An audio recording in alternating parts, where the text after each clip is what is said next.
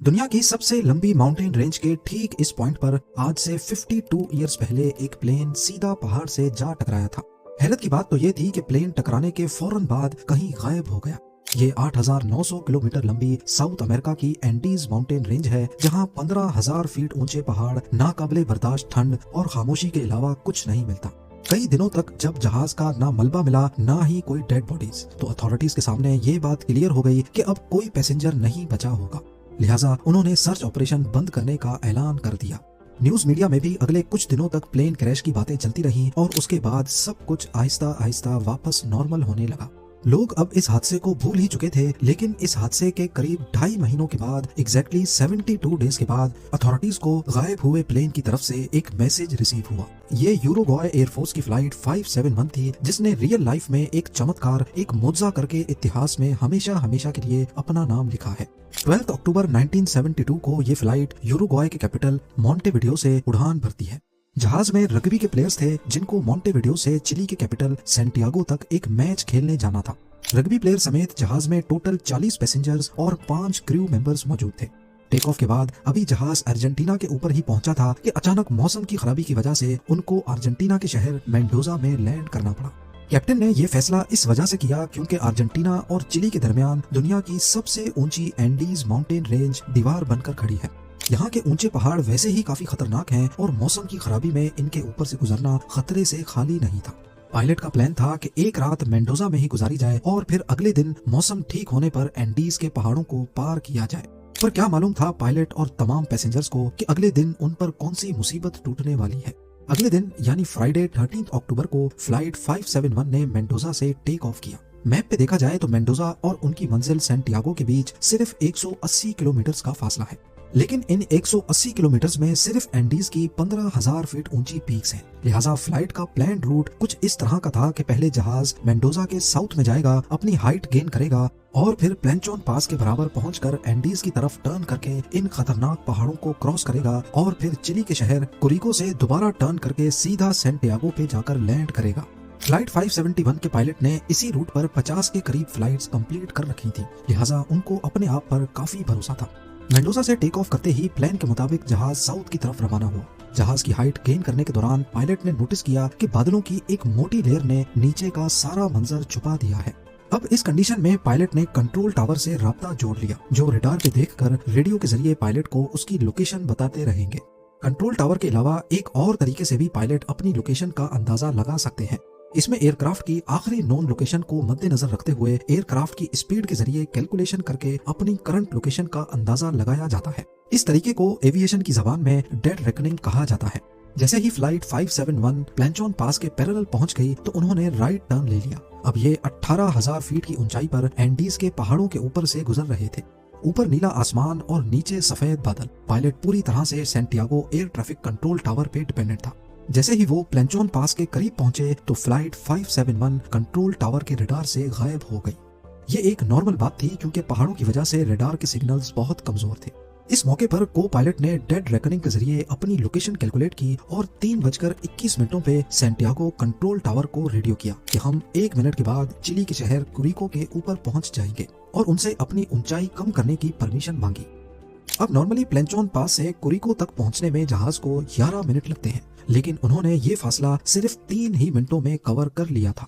ये चीज control tower में बैठे स्टाफ को कुछ समझ नहीं आई, लेकिन क्योंकि उनके पास भी फ्लाइट 571 रडार पे शो नहीं हो रही थी, इसी वजह से उन्होंने एयरक्राफ्ट को डिसेंड करने की परमिशन दे दी। पर उनको इस बात का बिल्कुल भी अंदाजा नहीं था कि असल में को पायलट ने जहाज की जो लोकेशन कैलकुलेट की थी वो गलत थी। पायलट समझ रहा था कि वो कुरिको के ऊपर है, लेकिन असल में वो उस वक्त प्लेंचोन पास क्रॉस कर रहे थे। एक बहुत बड़ी तबाही फ्लाइट 571 का इंतजार कर रही थी। कंट्रोल टावर से परमिशन मिलते ही पायलट ने राइट टर्न किया और जहाज की हाइट भी कम करना शुरू कर दी। शुरू में उनको खतरनाक टर्बुलेंस का सामना करना पड़ा, लेकिन जब उन्होंने सफेद बादलों की लेयर को क्रॉस किया तो क्या देखते हैं कि उनके सामने एक बहुत बड़ा पहाड़ खड़ा है। जी हाँ, इस पॉइंट पे पायलट को अंदाजा हुआ कि असल में वो अभी तक एंडीज में ही मौजूद है। पायलट ने दोबारा एल्टीट्यूड गेन करने के लिए पूरी जान लगा ली। प्लेन की नोज अब आसमान की तरफ हो चुकी थी, लेकिन अफसोस कि शायद ये चीज थोड़ा पहले कर ली जाती। फ्लाइट 571 की टेल पहाड़ की चोटी से टकराई और जहाज से अलग हो गई। इस वक्त ये पहाड़ पूरी तरह बर्फ से ढका हुआ था। बिना टेल और विंग्स के फ्लाइट 571 का फ्यूजलाज बर्फ में स्लाइड करता सीधा नीचे की तरफ आया और इस पॉइंट पर आकर रुक गया। क्रैश की वजह से 12 पैसेंजर्स मौके पर ही दुनिया से जा चुके थे, खास तौर पर वो लोग जो जहाज के पिछले हिस्से में मौजूद थे। मुआवजाती तौर पे प्लेन के फ्यूजलाज में 33 पैसेंजर्स की जान तो बच गई, लेकिन उनको काफी चोटें लगी थी। टेल अलग हो जाने की वजह से प्लेन का पिछला हिस्सा खुला हुआ था और उसमें से जबरदस्त ठंड अंदर आ रही थी। ये इस वक्त 11,500 फीट की ऊंचाई पर एंडीज में फंस चुके थे, जहां का टेम्परेचर -30 डिग्री सेल्सियस था। बाहर निकलते साथ ही जहां तक उनकी नजर जा रही थी, बर्फ से ढके पहाड़ ही नजर आ रहे थे। सबसे पहले उन्होंने अपने साथियों की बॉडीज को बर्फ में दफना दिया। उधर प्लेन क्रैश की खबर ने चिलियन अथॉरिटीज को अलर्ट कर दिया था, पर उनको ये मालूम नहीं था कि वो असल में अर्जेंटीना में ही क्रैश हुए थे। बिना टाइम जाया किए उन्होंने सर्च ऑपरेशन स्टार्ट किया, जिसमें 4 एयरप्लेन्स ने हिस्सा लिया था। सुबह से लेकर शाम तक सस्पेक्टेड एरिया को सर्च करने के दौरान उनको ना ही कोई प्लेन नजर आया और ना ही कोई मलबा। ये एक बहुत ही मुश्किल सर्च ऑपरेशन था, क्योंकि नीचे सारे पहाड़ बर्फ की वजह से लाइट को रिफ्लेक्ट कर रहे थे। इस सर्च ऑपरेशन में यूरुग्वाय और अर्जेंटीना ने भी हिस्सा लिया और अब टोटल 11 एयरक्राफ्ट पूरा दिन फ्लाइट 571 को ढूंढने में गुजार देते। इधर क्रैश साइट पे बचे हुए पैसेंजर्स के ऊपर से कई बार रेस्क्यू प्लेन गुजर कर गए, लेकिन उनके लाख इशारे देने के बावजूद भी रेस्क्यू प्लेन्स की नजर उन पर ना पड़ सकी। बाद में उन्हें एक लगेज में से लिपस्टिक मिली, जिससे उन्होंने प्लेन के फ्यूजलाज के ऊपर बड़ा बड़ा SOS लिख दिया। लगेज बैग से बर्फ पर क्रॉस भी बनाया, लेकिन रेस्क्यू प्लेन्स की नजर फिर भी उन पर नहीं पड़ सकी। टोटल 8 दिनों तक सर्च ऑपरेशन चलाने के बाद 21 अक्टूबर 1972 को तमाम पैसेंजर्स को डेड डिक्लेयर करके सर्च ऑपरेशन खत्म कर दिया गया। 11वें दिन क्रैश साइट पे मौजूद पैसेंजर्स को कॉकपिट में ही एक रेडियो मिला, जिसको ट्यून करके उन्होंने खबर सुनी कि उनको ढूंढने के लिए चलाया जाने वाला सर्च ऑपरेशन अब बंद कर दिया गया है। जहां वो लोग पहले ही इतनी मुसीबत में थे, वहीं ये खबर उनको मजीद अफसोस में डाल गई। अपने बचने की जो आखिरी उम्मीद नजर आ रही थी, वो भी खत्म हो चुकी थी। पहले हफ्ते में ही 5 और पैसेंजर्स जख्मों की वजह से जान से हाथ धो बैठे। अब क्रैश साइट पे सिर्फ 28 पैसेंजर्स बचे थे। उन्होंने जहाज के मलबे और लगेज को इकट्ठा करके प्लेन के फ्यूजलाज को बंद किया, ताकि ठंड से बचा जा सके। उन्होंने कॉकपिट के प्लास्टिक वाइजर को काटकर अपने लिए ग्लासेस भी बनाए, जो कि बर्फ से रिफ्लेक्ट होने वाली लाइट से कुछ हद तक बचा रहे थे। सीट कवर्स को गरमाइश के लिए इस्तेमाल किया और सीट के कुशन से स्नो शूज बना दिए।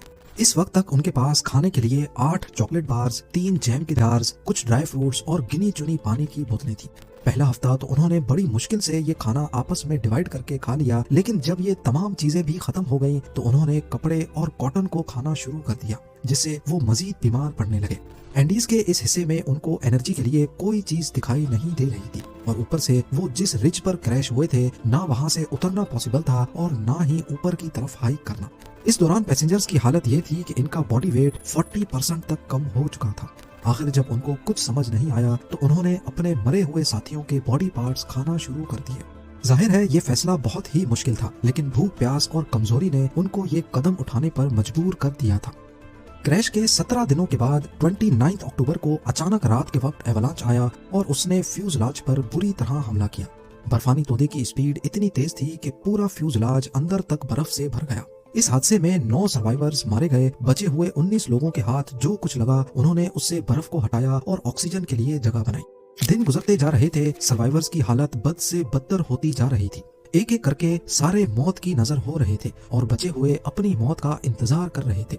12 दिसंबर यानी क्रैश के 60 दिनों के बाद तक 3 और सर्वाइवर्स जिंदगी की बाजी हार गए। अब पीछे बचे 16 लोगों के पास सिर्फ 2 ऑप्शंस थे, या तो वो अपने बचे हुए दिन गिनना शुरू कर दें, या फिर हिम्मत करके वेस्ट में मौजूद इस वर्टिकल क्लिफ को कैसे भी करके हाइक कर ले।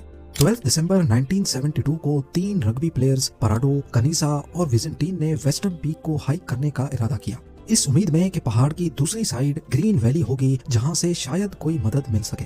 ये एक बहुत ही तकलीफ देने वाली हाइक थी, क्योंकि ना ही उनके पास प्रोफेशनल गियर्स थे और सबसे बढ़कर टेम्परेचर -30 डिग्री सेल्सियस था। उन्होंने हाथ से बनाए हुए स्लीपिंग बैग्स और जहाज की सीटों से बनाए हुए गर्म कपड़े लपेटे और हाइक पे निकल गए। पूरे 3 दिन तक लगातार हाइक करने के बाद जब वो आखिरकार पहाड़ की चोटी पर पहुंचे, तो क्या देखते हैं कि पहाड़ की दूसरी साइड पर भी ऐसे ही बर्फ से ढके पहाड़ हैं। यहाँ भी ना हरियाली थी और ना ही जिंदगी के आसार। खाने की शॉर्टेज की वजह से एक जना वापस क्रैश साइट पे चला गया। पराडो और कनीसा मदद की तलाश में पहाड़ की दूसरी साइड पर डाउन हिल चल पड़े। अगले 10 दिनों तक ट्रैकिंग करने के बाद और 61 किलोमीटर का सफर बुरी हालत में गुजारने के बाद आखिरकार वो एक वैली में पहुंचे जहां पर हरियाली थी, जानवर भी थे और नदी भी बह रही थी। सबसे पहले उन्होंने नदी से पानी पिया, तभी उनको नदी के उस पार घोड़े पर एक शख्स दिखाई दिया। नदी के शोर की वजह से वो अपना पैगाम उस शख्स तक नहीं पहुंचा पा रहे थे। घोड़े पर बैठे उस लोकल को आइडिया आया और उसने एक कागज और पेन को पत्थर में लपेटकर नदी के उस पार फेंक दिया। पराडो और कनीसा ने उस कागज पर सारा माजरा लिखा और वापस फेंक दिया। वो शख्स घोड़ा भगाता हुआ ये लेटर चिलियन अथॉरिटीज तक लेके गया। पहले तो उनको यकीन नहीं आया कि 2.5 महीने गुजर जाने के बाद भी प्लेन क्रैश के सर्वाइवर्स अभी तक जिंदा कैसे हो सकते हैं, लेकिन अथॉरिटीज ने फौरन पहले पराडो और कनीसा को रेस्क्यू किया और उनकी मरम पट्टी करने के बाद उनसे तफसील में इंटरव्यू लिया। 22 दिसंबर 1972 को यानी क्रैश के 72 डेज के बाद 3 हेलीकॉप्टर्स पराडो और कनीसा की निशानदेही पर क्रैश साइट तक पहुंचे। पहाड़ की ये चोटी देखकर पायलट भी हैरान रह गया कि इन 2 रग्बी प्लेयर्स ने बिना किसी गियर और एक्सपीरियंस के ये पहाड़ कैसे सर किया होगा।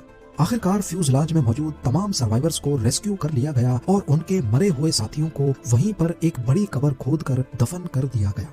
उस कब्र के ऊपर कुछ पत्थर रखकर एक मेमोरियल बनाया गया जो उसी हालत में आज तक वहां पर मौजूद है।